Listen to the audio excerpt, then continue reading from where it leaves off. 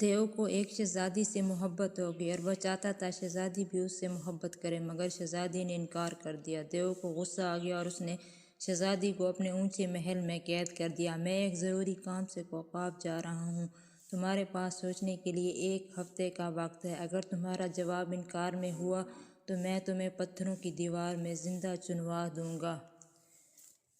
اس نے کمرے میں موجود پتھروں کے ڈھیر کی طرف اشارہ کیا۔ شہزادی کھڑکی کے قریب کرسی سے بندھی ہوئی تھی۔ دیو کی بات سن کر اس نے احتجاج کرنا چاہا، مگر اس کی ٹانگیں اور کمر کرسی کے ساتھ بندھی ہوئی تھی۔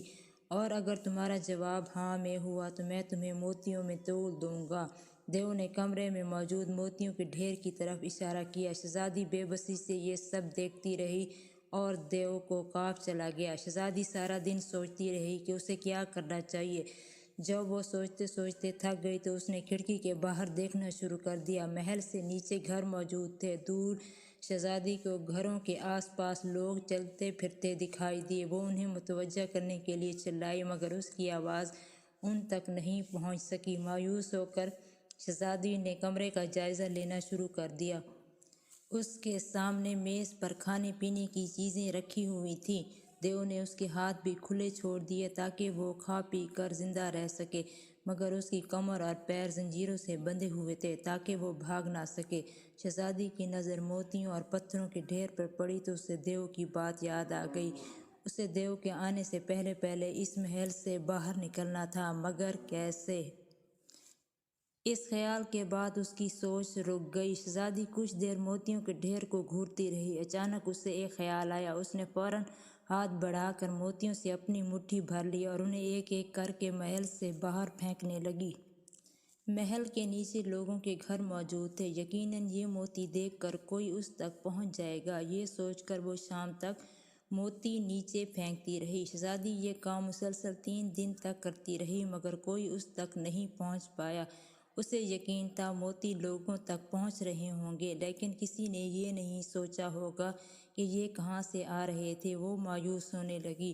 دیو آنے والا تھا، مگر یہاں سے نکلنے کا کوئی چانس نہیں بن رہا تھا۔ شہزادی کو غصہ آیا تو اس نے ایک پتھر اٹھا کر نیچے پھینک دیا۔ لالچی لوگو، تم نے موتی چھپا لیے تو سزا کے طور پر پتھر بھی کھاؤ۔ اس نے غصے میں 2-3 اور پتھر پھینکے۔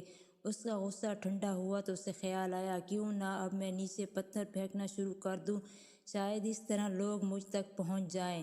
اگلے دن سے شہزادی نے پتھر پھینکنے شروع کر دیے۔ اب دوسری طرف محل کے نیچے بسنے والے لوگوں نے محل کے آس پاس موتی گرے ہوئے دیکھے تو انہوں نے بنا تحقیق کیے خوشی خوشی اپنی جیبیں بھر لیں، مگر کچھ دن بعد جب محل کی کھڑکی سے پتھر گرنے لگے تو سب فوراً متوجہ ہوئے اور شکایتی انداز میں کہنے لگے، ہمیں محل کے اندر جا کر دیکھنا چاہیے، یہ کون بدتمیز ہم پر پتھر پھینک رہا ہے؟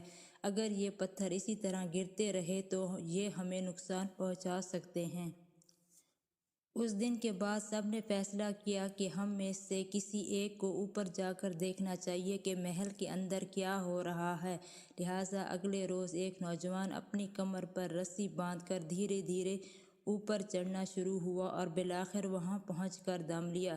یہ ہفتے کا آخری دن تھا۔ دیو کسی بھی وقت محل میں واپس آ سکتا تھا، اس لیے شہزادی اور تیزی سے پتھر پھینک رہی تھی جب اچانک اس کے کمرے کا دروازہ کھلا اور ایک نوجوان نے اندر داخل ہو کر اسے قید سے آزاد کرا لیا۔